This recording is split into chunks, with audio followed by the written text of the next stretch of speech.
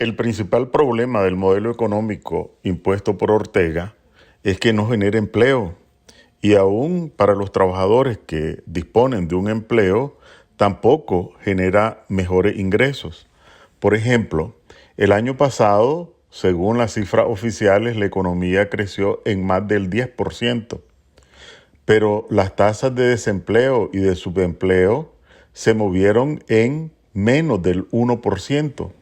¿Cómo se puede crecer a una tasa mayor del 10% y no generar empleo?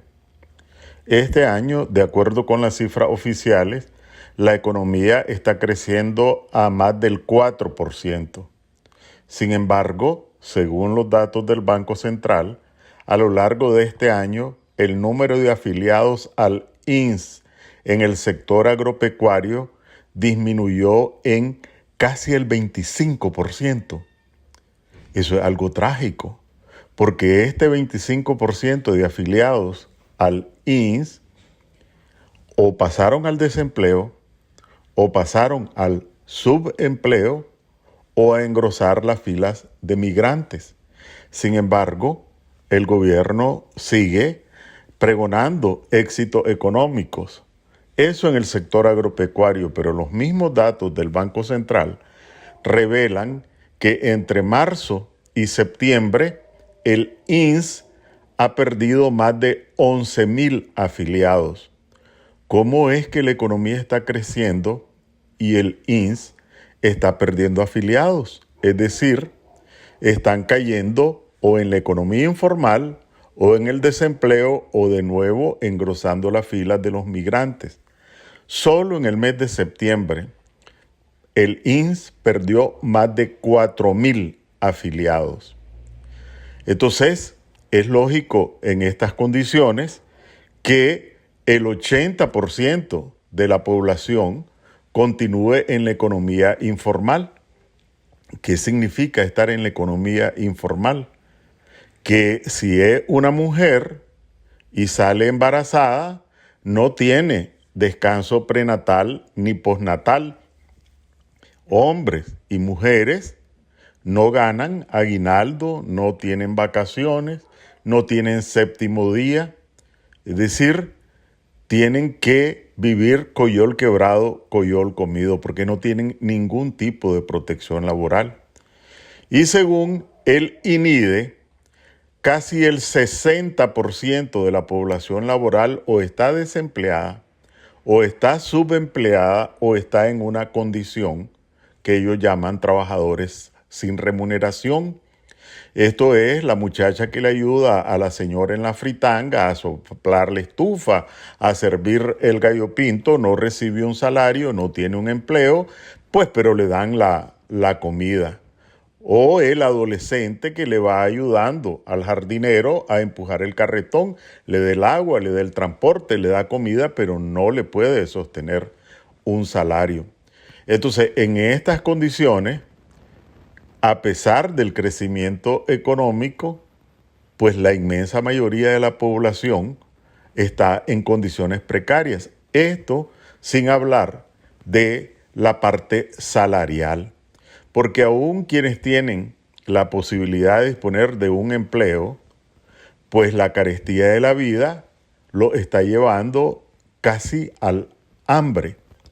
Y en esto, que no se diga que es la guerra en Ucrania, el aumento de los precios del petróleo, etcétera, porque esto ocurrió a partir de febrero y marzo, pero de este año.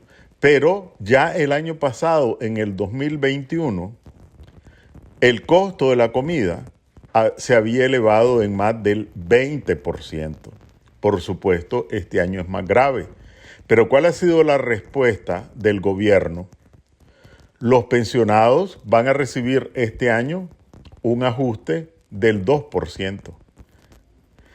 Pregonaron allí triunfalmente los acuerdos salariales en las zonas francas por 5 años y van a ajustar a las trabajadoras y trabajadores el 8%, pero si ya perdieron casi el 25% con el costo de la comida. Entonces, la situación, más allá de la propaganda de victorias económicas de la dictadura para las familias, es un quebranto de todos los días. Pero también hay que decirlo que esto incluye a los empresarios, principalmente a los pequeños, medianos y microempresarios. Porque si el INS ha perdido en los últimos meses más de 11,000 afiliados, esto significa que estaban empleados en empresas estables, inscritas en el INS. Para que el INS haya perdido ese número de afiliados, o hay un conjunto de empresas que quebraron y mandaron a todos los trabajadores a la calle, o que disminuyeron su actividad económica, sus ventas, su producción, y en consecuencia tuvieron que reducir costos laborales, reducir planilla. Entonces, detrás de estas cifras de subempleo, de desempleo, de pérdida de afiliados por parte del INS, no solo hay quebrantos en las familias, sino que también hay quebrantos en las empresas. El asunto es que en las condiciones actuales, pues es difícil conocer mayor información que la que está en las bases de datos, porque simplemente los funcionarios del área económica responden con propaganda en los comunicados oficiales.